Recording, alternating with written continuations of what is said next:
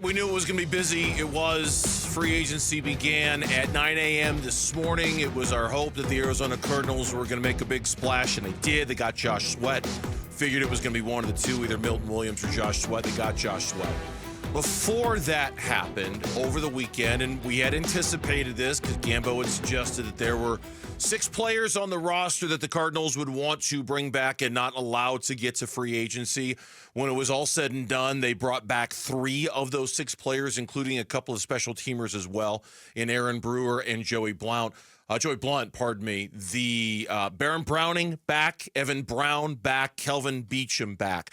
Baron Browning on a 2-year deal, Evan Brown on a 2-year deal, Kelvin Beachum on a 1-year deal. So 2 offensive linemen and yet another edge rusher. They gave up a 6th-round pick last year for the Denver Broncos, which turned out to be pretty good value for them to use that pick to get a guy who's going to be a part of their rotation. Yeah, 2-year deal for him, like you mentioned. He gets $15 million base over 2 years. There's some upside. He can make up to $19 million on the deal. And in the 8 games that he played with the Cardinals, there were only 2 sacks, 14 tackles, 3 quarterback hits, but he was a good depth guy for them. He's a good rotational piece. If you want to get to the point you're like the Eagles, you're rotating guys in and out, this is a perfect guy. This is a perfect guy to have for you. This was a 3rd-round pick out of Ohio State in 2021. I thought he did a really good job for the Cardinals. I think he's a good football player. Value's good. I mean, 2 years, $15 million. It's not an overpay at all to get a player like this. I liked him. I thought he played well. I know you did too. Yeah. And what I was told from day one that he was a priority and Evan Brown was a priority as well. Those 2 guys were major priorities to keep on the roster. Baron Browning looking at the various websites before free agency started. Pro Football Focus had him as the 40th best free agent available. NFL.com had him at number 74. The Athletic had him at number 89. And while the traditional numbers might not blow you away, and I get it, for some this might be a reach because I'm going into some slightly analytical numbers here. For the season, Baron Browning earned a 14% quarterback pressure rate. But when with the Cardinals, that rate jumped to about 16%, 15.9.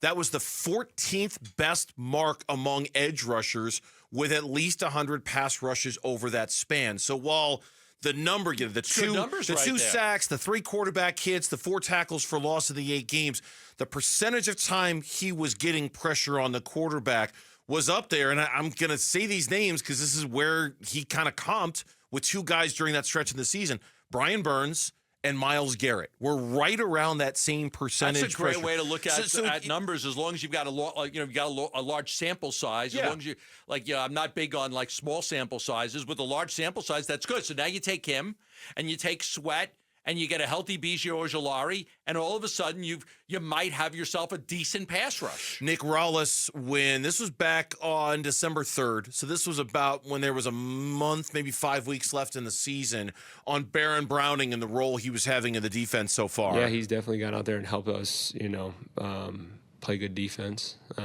Things we got to keep improving on, whether that's, his comfort. It's only been a couple games in the system, or even just some technique things, technique things that might be a little bit different here than what he's done in the past. It takes time. So excited to continue to work with him because he's going to help us win games. As always, though, Gambo, I do enjoy watching sometimes the fan base react in real time to this. Yeah. And I know on Sunday, once again, Twitter is a great time machine. You can go back and see people's reaction in real time.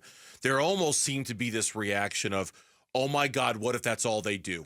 What if they just bring back Baron Brewer? This happened on Sunday, obviously, and so well before the Josh Sweat thing or the Milton Williams pursuit, I think there were people who were concerned that this was going to be their plan, was just bring back Baron Browning. And it's like, come on, you got to give them a little bit of credit here, right? Like set some expectation that they're going to do something big on Monday, and they did with Josh Sweat. Remember, over the cap, a month ago when we talked about this, before the cap went up, it was reported the Cardinals had about $100 million in cap space. And I said that that's really not true. It's really about half of that. It's about 50 million, 45 to 50 million. But then the cap went up, and now you got closer to 70 million because the cap went up. So they were in a good spot to be able to sign guys. The original number that came out over a month ago was the Cardinals had $100 million. That wasn't anywhere close to being true. They did not have $100 million. It wasn't taking into account a lot of different things that brought that number back down to about 45, 50. But then the cap went up, and you had another 20-something million or so, and now you're legitimately in that $70 million range. They were never not going to make a big splash. It was always going to be Milton Williams or Josh Sweat. It was always going to be one of those guys. We talked about all the different players that were out there. I ruled out Hendrickson. I ruled out Bosa. Remember last week we had discussions on guys, and I said no to Bosa, no to Hendrickson, no to a lot of different guys because the focus remained on Milton Williams and Josh Sweat. That's why last week we were able to rule out some of those other players. Yeah, the other two players the Cardinals bring back. Evan Brown gets re-signed, two-year deal worth $11.5 million. I like this. He joined the Cardinals on a one-year deal last year, ended up being one of two offensive linemen to start every game for the Cardinals a year ago. Yelda Froholt was the other. He's versatile. Very versatile. He can play center. He can play guard. He was a key part of that offensive line. He was part of the consistency of that offensive line. Good to see them bring him back. He was a must for them. He was really a must for them. You want to build on your offensive line. They liked him a lot last year. So, I went through the 6 guys, that I thought that they really wanted. I knew that they wanted to bring back. And I would say that Evan Brown was right at the top of the list with Baron Browning. Those two guys were right at the top of that list of guys that they had to get done, which is why you see 2-year deals for these guys, not 1-year deal. And in Beachum, 1-year deal for Kelvin Beachum, who's a good veteran leader and swing tackle. It's not a bad deal at all for him. No, I thought he played exceptionally well for them last year when Jonah Williams was out. I thought he showed that he still has plenty of gas left in the tank, so he gets the 1-year deal. So now of the 6 players that you had sort of identified as guys that they would want to bring back, it leaves L.J. Collier, Roy Lopez, and Chris Barnes as guys who did not get a deal done.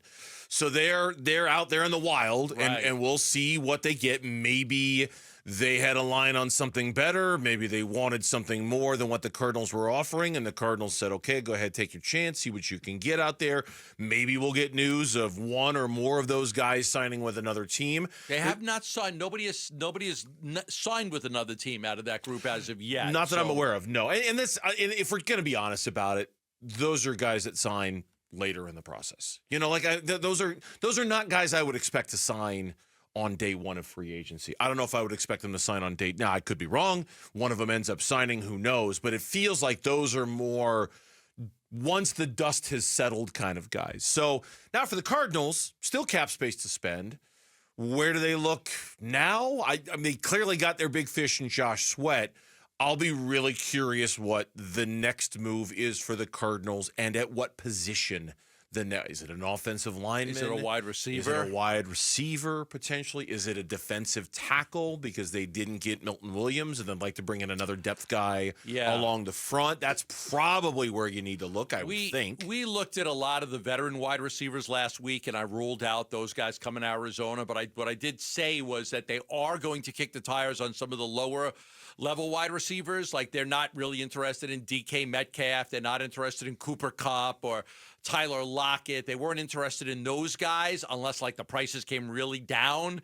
But there wasn't interest in those guys at the prices that they expected them to be. But they were going to at least look at some of the wide receivers and see if they could add to the depth of their wide receiver group. Thanks for watching Burns and Gambo. Click to see more from the guys and hit the button in the middle to subscribe so you never miss a video from Arizona sports.